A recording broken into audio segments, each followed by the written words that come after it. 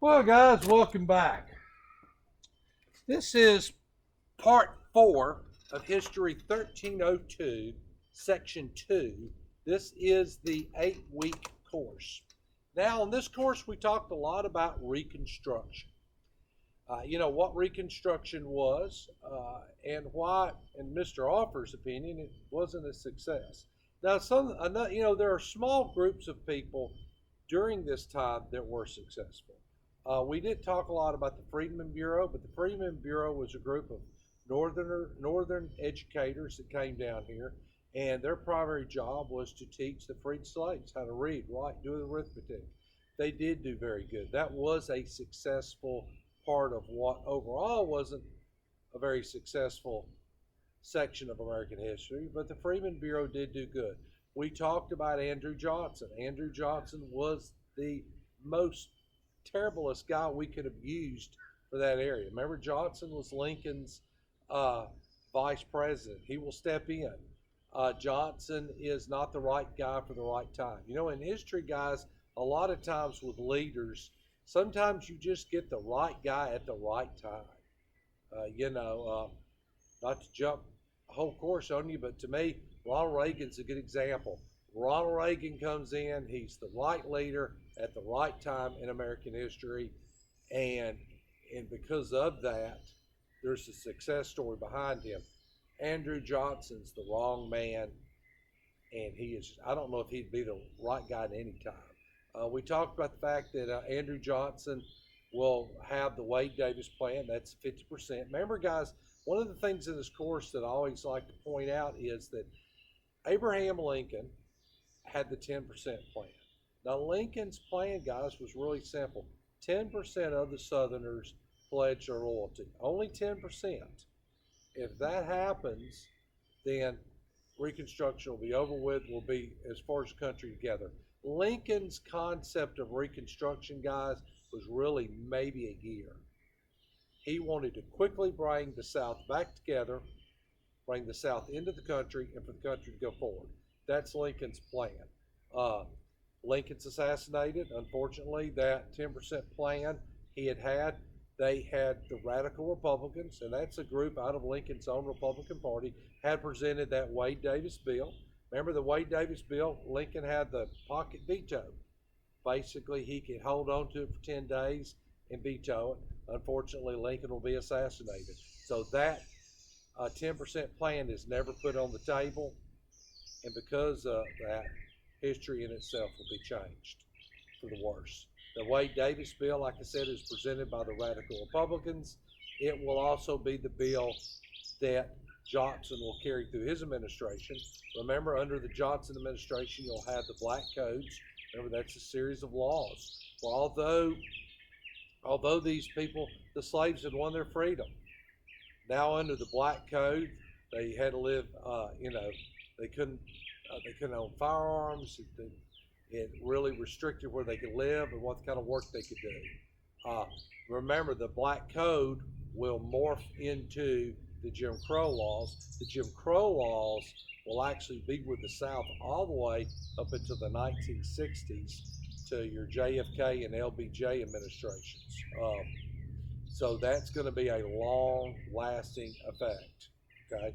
Remember, we talked about the radical Republicans will bring Ulysses S. Grant, our 18th president. Sadly for Grant, as far as historians are concerned, Grant is rated at one of the worst presidents ever. Usually him and Herbert Hoover, and Herbert Hoover was the president during the Great Depression. Kind of gets blamed for all that. Not that he did it, but he does. They're kind of ranked at the bottom. They usually compete to see who can jump over one another. Grant here recently, due to a series of books and novels that have been wrote about Grant, his reputation is increasing a little bit more as far as maybe some of his civil rights stuff. But you got to remember, at the 8 years that Grant is over the presidency, guys, he'll have massive corruption in his cabinet. Now, I don't really personally think Grant knew about all this. I've done a lot of studying and research on Sam Grant, and I believe that old Sam was a pretty honest guy, but he trusted people way too much. And I do think he put people in that cabinet that were dishonest and that took advantage of him. Uh, doesn't matter. He's the president. At the end of the day, it's his responsibility, and he had a corrupt cabinet. And for 8 years under Grant's administration, Reconstruction really just gets worse. You have massive rioting in the South. And remember, guys, we talked about Reconstruction. It was not good for the Southerners because they had an occupied army. We were under military control. Wasn't good for your free slaves because although they had won freedom, all the racial problems were going on. The North wasn't good for the Northern soldiers because they were brought down here in an atmosphere where the Southerners hated them. So nobody wins in this. Nobody. You'll hear the term the carpetbagger. And that's interesting because one term from the Southerners, and by the way, the carpetbagger was a person from the North, put all their stuff, rolled it up in a carpet and a string, and they came down here. The Southerners believed that the carpetbaggers came down here and took advantage of them at a hard time and were here to make money. The interesting thing is if you study this from the Northerners' perspective, the Northerners really believe that your carpetbaggers were your first capitalists and industrialists to come into the South. Two totally different views on one subject.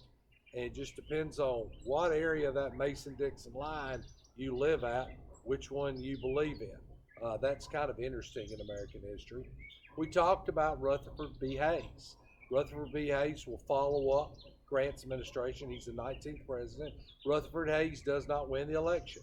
Remember, the governor of New York, Samuel Tilden, wins that election, but because they had not let African Americans vote as they should, they had a controversy.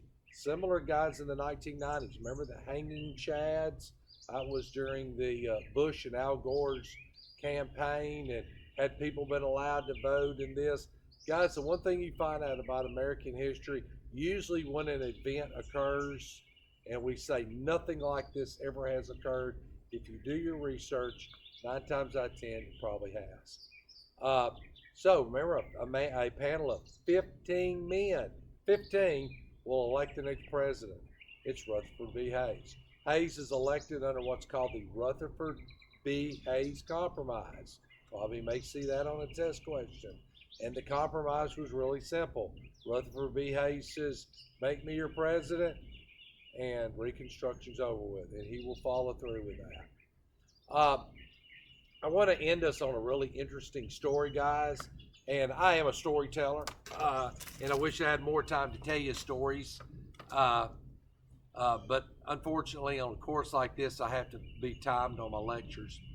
But to give you a quick example on why Reconstruction was bad, there was a famous general. His name was Philip Sheridan. Philip Sheridan's about a 5'4", fighting little Irishman. He served under Ulysses S. Grant.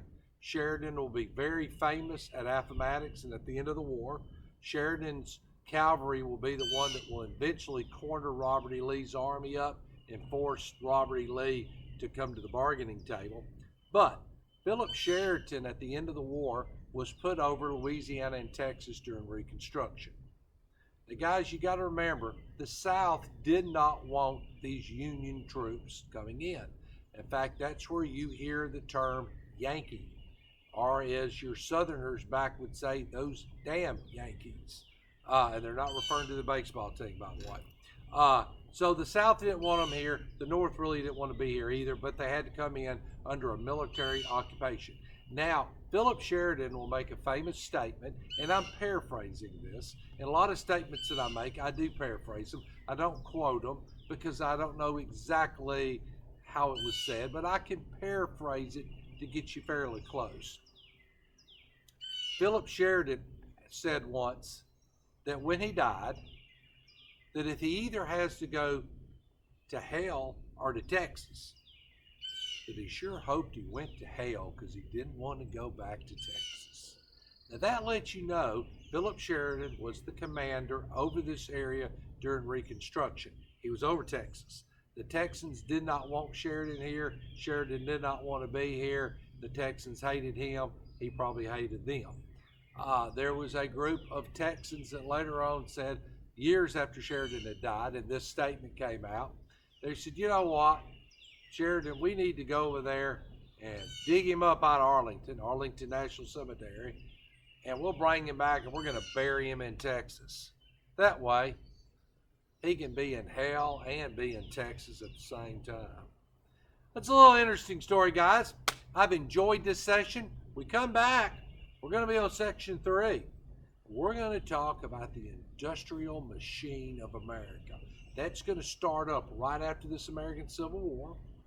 We're going to talk about the men, the titans of business that are going to bring our country, I mean overnight, from the horrors and the devastation of that American Civil War into a industrial juggernaut that will carry us into that 20th century and into 2 major wars. All right, guys. See you then. Enjoyed it. Bye.